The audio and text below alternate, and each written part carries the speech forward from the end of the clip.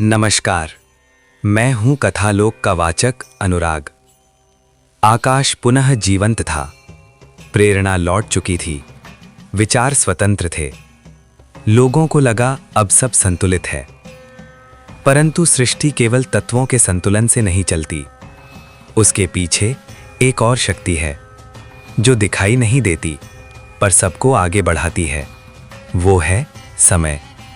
समय जो शिशु को युवा बनाता है, युवा को वृद्ध और अंततः हर रूप को अपने में समा लेता है। समय जो रुकता नहीं, पर कभी कभी उसकी गति बदल जाती है, और जब उसकी गति बदलती है तो जीवन की लय टूट जाती है। पहले संकेत इतने हल्के थे कि लोग उन्हें थकान समझ बैठे। कुछ लोगों को लगा दिन बहुत जल्दी बीत रहे हैं, अभी तो सुबह हुई थी, शाम कैसे हो गई।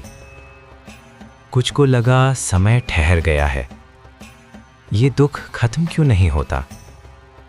किसी के लिए सुख क्षण भर में बीत गया, किसी के लिए पीड़ा अंतहीन हो गई। बच्चे बड़े हो रहे थे, पर माता पिता को लगता समय हाथ से फिसल रहा है। वृद्ध लोग बैठकर सोचते, इतना जीवन बीत गया, कब। ऋषियों ने ध्यान में देखा, कालचक्र की गति असमान हो रही है, जैसे कोई अदृश्य शक्ति समय की नदी में पत्थर डाल रही हो। कहीं प्रवाह तेज, कहीं ठहरा हुआ। ये प्राकृतिक नहीं था। असुर अब सीधा आक्रमण नहीं करते थे, वे सीख चुके थे।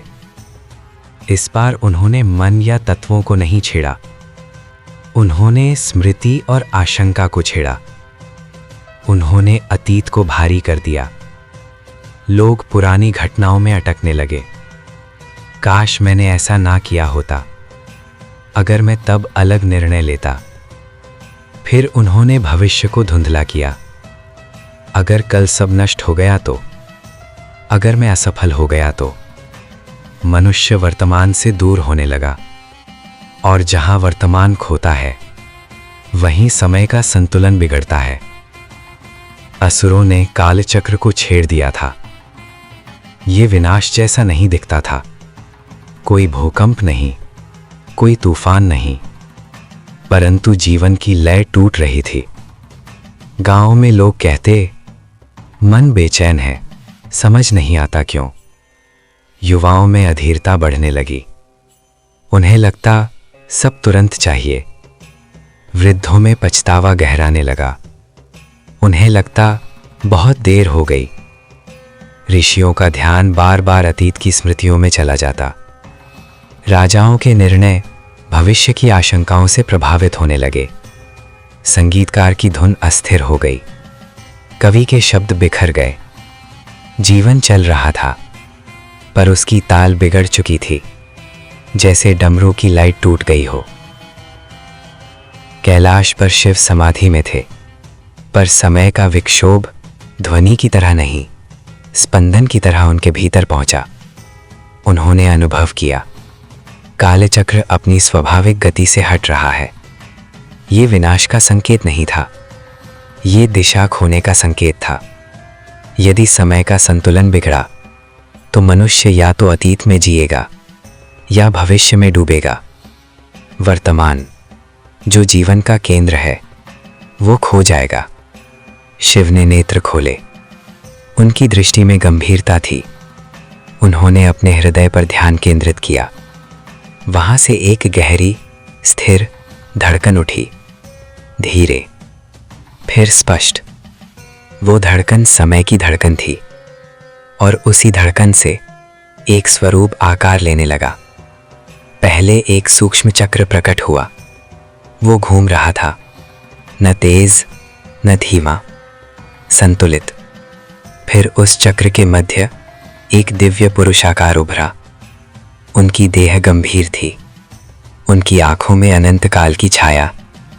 एक हाथ में डमरू जो सृष्टि की लय का प्रतीक था, दूसरे हाथ में त्रिशूल जो परिवर्तन और समापन का संकेत था। उनके चारों ओर अतीत, वर्तमान और भविष्य की रेखाएं घूम रही थीं। वे थे रुद्रहर। उनकी उपस्थिति से कालचक्र क्षण भर को स्थिर हुआ, परंतु असुर अभी भी समय की धाराओं को उलझा रहे थे। युद्ध अब बाहरी नहीं था, यह स्मृति और संभावना का युद्ध था। कैलाश की शांति में जब रुद्रहर प्रकट हुए तो केवल एक देवता नहीं जन्मा, समय स्वयं साकार हुआ। उनकी आंखों में युगों की छाया थी, उनके मुख पर गंभीर संतुलन, न क्रोध न उतावला तेज, केवल धैर्य। क्योंकि समय कभी उतावला नहीं होता, वो बस बहता है। धरती पर असंतुलन गहराता जा रहा था। एक नगर में एक वृद्ध व्यक्ति हर दिन वही पुरानी स्मृतियां दोहराता। उसे लगता मेरी गलतियां ही मेरा वर्तमान है। दूसरी ओर एक युवक था जो भविष्य के भय में जी रहा था। उसे लगता यदि मैं असफल हुआ तो मेरा अस्तित्व ही व्यर्थ है। दोनों के बीच एक ही समस्या थी, वे वर्तमान में नहीं थे, और यही असुरों की विजय थी। असुरों ने समय की धारा को दो हिस्सों में बांट दिया था, अतीत और भविष्य। वर्तमान को उन्होंने पतला कर दिया था, इतना पतला कि मनुष्य उसमें टिक नहीं पा रहा था। असुरों का कालजाल। अधोलोक में इस बार अंधकार नहीं था, बल्कि भ्रम था।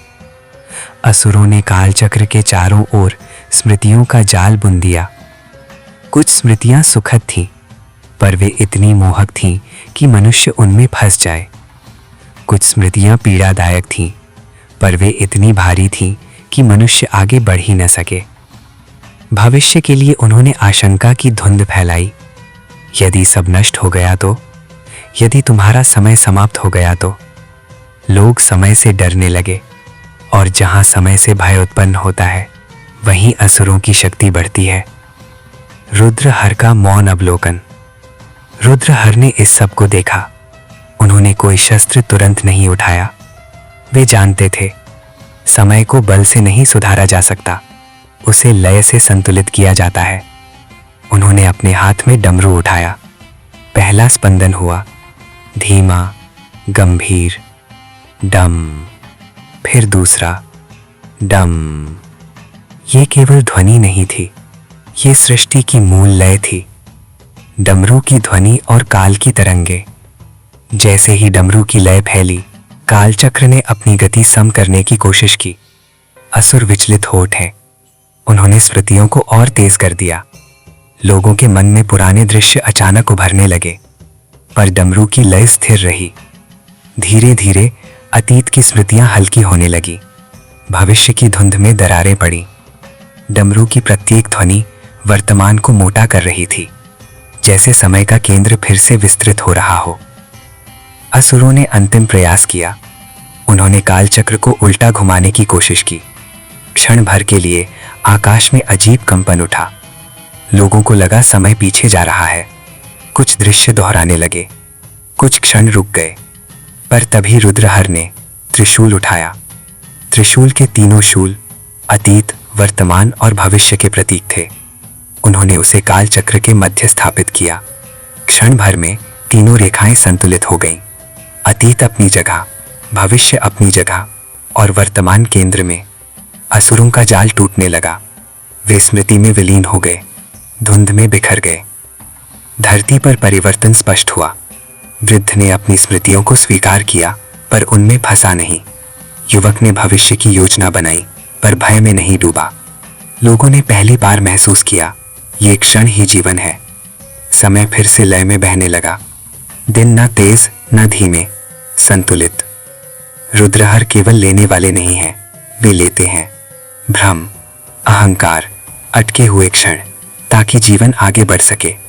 समय से मत डरो, उसे पकड़ने की कोशिश मत करो, उसके साथ बहो, क्योंकि वर्तमान ही तुम्हारा वास्तविक अस्तित्व है।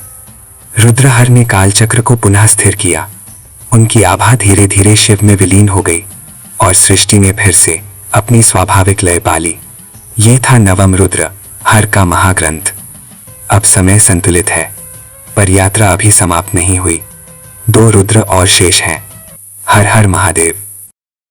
ऐसी कथाओं के लिए सब्सक्राइब कीजिए कथा लोक को।